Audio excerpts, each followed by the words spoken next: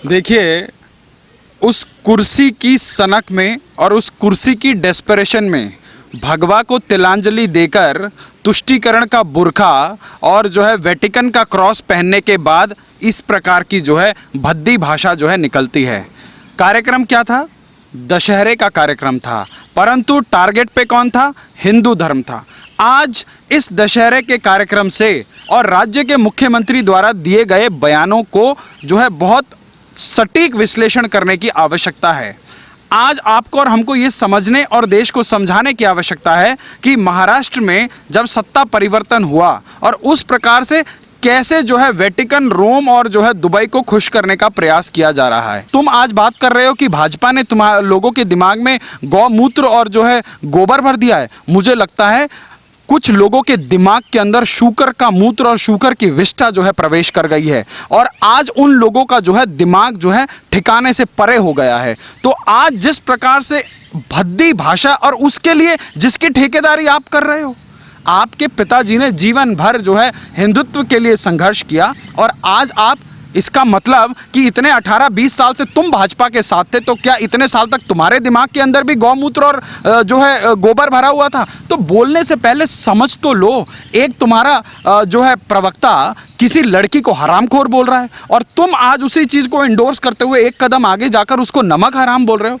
भैया, हिमाचल प्रदेश है वो देवभूमि है और सबको पता है कि वो हमारे देश का मस्तक है और वहाँ किस प्रकार से तमाम देवियों का वास है, किस प्रकार से वहाँ पे टूरिज्म है, किस प्रकार से वहाँ पे विकास हो रहा है, सब जानते हैं। आज कंपैरिजन कर लेते हैं, हो जाए आज इसी के ऊपर विवाद। जब से इस देश में कोविड हुआ है, हिमाचल प्रदेश देश का एक ऐसा प्रदेश है जिसने कोविड को बहुत ही तरीके से जो है डील किया। सबसे कम केस जो है हिमाचल प्रदेश के अंदर कोविड के जो मरीज और कोविड से मरने वाले लोग हैं। और आज महाराष्ट्र का क्या? देश में 19% से अधिक कोरोना की मौतें अकेले महाराष्ट्र से। और महाराष्ट्र का मुख्यमंत्री मातोश्री के अंदर बैठकर वीडियो कॉन्फ्रेंसिंग से पूरे प्रदेश को चला रहे हैं। जिस वक्त प्रदेश के लोगों को की आपसे सबसे ज़्यादा उम्मीदें थी, तब आप किससे लड़ रहे थे? कंगना रनौत से लड़ रहे थे। तब आप किससे लड़ रहे थे? अर्नब गोस्वामी से लड़ रहे थे। तब आप किससे लड़ रहे थे? तब आप आर्मी के एक अधिकारी, रिटायर्ड अधिकारी के व्हाट्सएप फॉरवर्ड पर जो है उसको अपने गुंडों से पिटवा रहे थे।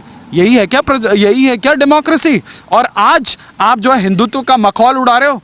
आज स्वर्ग में बैठे हुए बाला साहब की आत्मा जो है धिक्कार रही होगी कि मैंने आज इस दिन के लिए इस बेटे को जो है अपना उत्तराधिकारी बनाया था। आज हिंदुत्व की बात करने वाले, आज हिंदुत्व का नाम लेने वाले ये वही उद्धव ठाकरे हैं जो अभी कह रहे थे कि जो है राम जन्मभूमि के शिलान्यास की इतनी जल्दी क्या है, और आज अपने आप को हिंदुत्व का ठेकेदार समझते हैं। आज देश पूछना चाहता है, उद्धव ठाकरे तुमने हिंदुत्व के लिए क्या किया? तुमने महाराष्ट्र की गलियों में उत्तर भारतीयों को पीटा है, तुमने जातिवाद, क्षेत्रवाद, भाषावाद, अमीर और गरीबवाद को बढ़ावा दिया है। और आज जब देश के प्रधानमंत्री ने तमाम हिंदुत्व के लिए जो है काम किए और सबके सब जो है लोकतांत्रिक व्यवस्थाओं के अनुरूप कानून सम्मत तरीके से किए, और आप ये बोलते हो कि जब हम बाबरी को ढा रहे थे तो कुछ लोग कुत्तों की पूंछ की तरह। शर्म आती है क्या?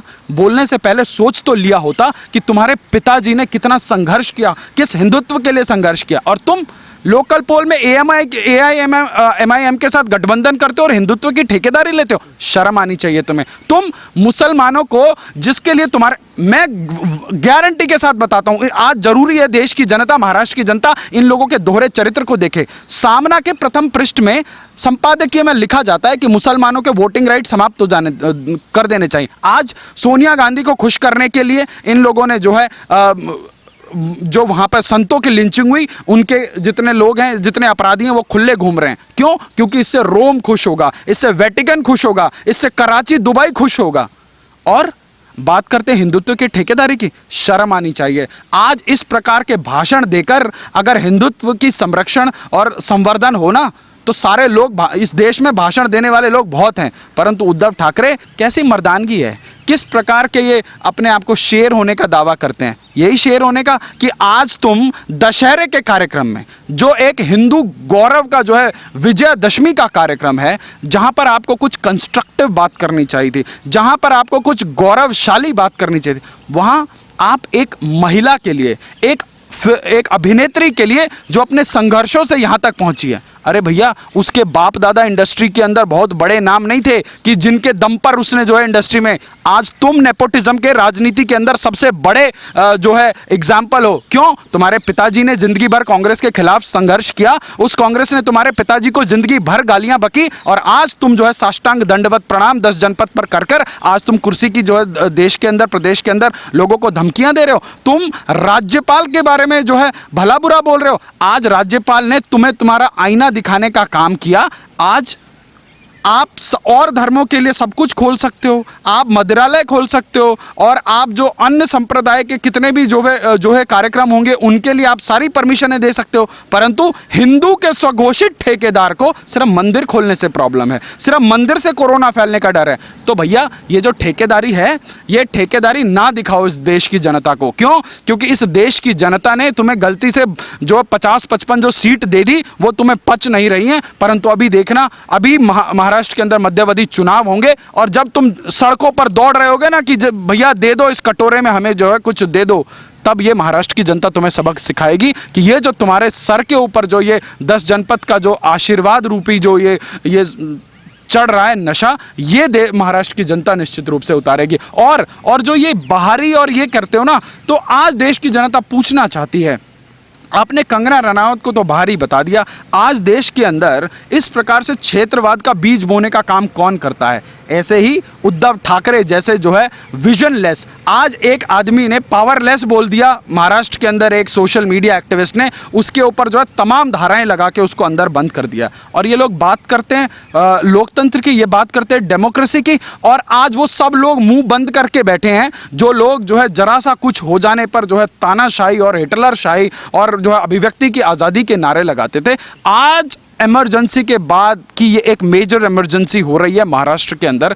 एक चैनल को बंद कराने की सुपारी ले रखी है वहाँ की सरकार ने। 1000 जो है एडिटोरियल एम्प्लॉयज़ के ऊपर रिपब्लिक भारत के जो है कार्रवाई हो रही है, उनके ऊपर क्रिमिनल FIR दर्ज कराने की जो है खबरें आ रही हैं। तो ये बहुत दुखद है। और दूसरों को भारी बताने वाले उद्धव ठाकरे, अपनी गिरेबां में झांक के देखो कि आप कहाँ से आए हो। अगर ये बाहरी और अंदरूनी का अगर ये पैमाना अगर आज आपने डिसाइड कर लिया है कि प्रदेश के अंदर हो, तो देश की जनता जानती है कि ठाकरे परिवार कहां से आया है। और जिस गांजे की आप बात कर रहे हो, तो वो जरा आप जाके उस क्षेत्र से देखें जहां से आप आए हैं कि वहां कितना गांजा होता है और क्या नहीं होता है। तो आप किसी दूसरे प्रदेश को स्टीरियोटाइप करने से पहले जाएं, आईने पे अपने मुंह को देखें और देखें आपके प्रदेश के अंदर क्या हो रहा है, कितने लोग मर रहे हैं। अभी पता लगता है कि एक लड़का वहाँ पे जो है कोविड का एक पेशेंट था, हॉस्पिटल के अंदर वो उसको जो है भर्ती कराया गया और वहाँ से गायब मिला। 14 दिन बाद उस पेशेंट की लाश जो है हॉस्पिटल के बाथरूम से मिल रही है। तो इस प्रकार की जो है अमानवीय जो है घटनाएं महाराष्ट्र के अंदर हो रही हैं, इतनी संवेदनहीन घटनाएं महाराष्ट्र के अंदर हो रही हैं। और अभी देखिए, किरीट सोमैया जी ने एक बहुत बड़ा घोटाला एक्सपोज किया महाराष्ट्र सरकार का। ये लोग बताते हैं कि ये कोई कोविड का हॉस्पिटल बना रहे हैं 12,000 करोड़ का, और उसमें अब पता नहीं किस जन्म में बनेगा वो हॉस्पिटल, बनेगा नहीं बनेगा, पर उसमें बताया जा रहा है, खुलासा किया किरीट सोमैया ने, जो भाजपा के सांसद हैं, बड़ी जिम्मेवारी के साथ, जो हॉस्पिटल बना ही नहीं है अभी उसका जो है 3,000 करोड़ का घोटाला हो चुका है। तो ये बस लूटपाट वाली सरकार है कि अभी बताया BMC के अंदर जो है जो लाशों को पैक करने वाला जो बॉडी बैग होता है उसमें घोटाला हो गया। तो ऊपर से नीचे तक जो आकंठ भ्रष्टाचार में डूबे हैं, जिनको लोगों की जिंदगी से संवेदनाएं नहीं है, जिनको मर रहे लोगों से संवेदनाएं नहीं है, आप उनसे न्याय की उम्मीद करें, ये पूरा का पूरा बेईमानी है। ये घमंड पर चल रही एक होता है ना, आदमी जब नशे में हो जाता है तो उसको समझ नहीं आता कि मेरे सामने चल क्या रहा है। तो ये जो खैरात में मिली हुई सरकार, उसका जो नशा इन लोगों के सर के ऊपर चढ़ा हुआ है, ये जो है आज महाराष्ट्र और देश के लिए परेशानी का सबब बन रहा है। ये जो दमनकारी नीति चल रही है, अब सवाल ये उठता है कि महाराष्ट्र की उद्धव सरकार और बंगाल की ममता दीदी में अंतर क्या रह गया? देखिए, ये जो दमनकारी और ये क्षेत्रवाद की राजनीति का कॉकटेल है, ये कुछ लोगों को सूट करता है। देखिए, आपको 2014 के बाद देश के अंदर हो रहे राजनीतिक षड्यंत्र को थोड़ा सा एक माइक्रोस्कोपिक असेसमेंट करने की आवश्यकता है। 15 साल तक महाराष्ट्र के अंदर कांग्रेस की और NCP की गठबंधन की सरकार रही, किसी को मराठा आरक्षण मांगने की ज़रूरत नहीं पड़ी। पूर्ण बहुमत की सरकार चली 15 साल तक, पर मराठा आरक्षण के ऊपर कोई ऐसा आग लगा देने वाला जो है आंदोलन नहीं हुआ।